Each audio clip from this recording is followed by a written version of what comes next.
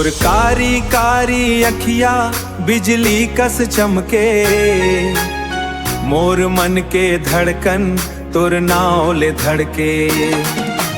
तोर हंसी के जादू मोला पागल कर दे, तोर संग जिए बर वो मोर मन हर तर से। तोर गली माया के रोज मैं मुस्कावों, तोर एक झलक बर दिन भर मैं तड़पावों। तोर माया के रंग मा मोर जिंदगी रंग गे, तोर बिना ए रानी सब सपना फिक्का लग गे।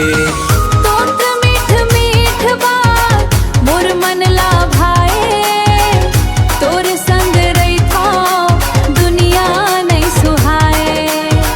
तोर हाथ पकड़ के संग संग चलूं, जन्म जन्म तक तोर संग रहूं। तोर कारी कारी अखिया बिजली कस चमके, मोर मन के धड़कन तोर नाव ले धड़के।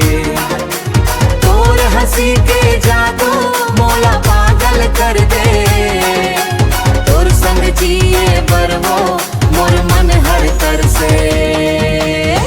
चंदा कस मुखड़ा फूल कस मुस्कान, तोर बर धड़के रानी मोर ये जवान।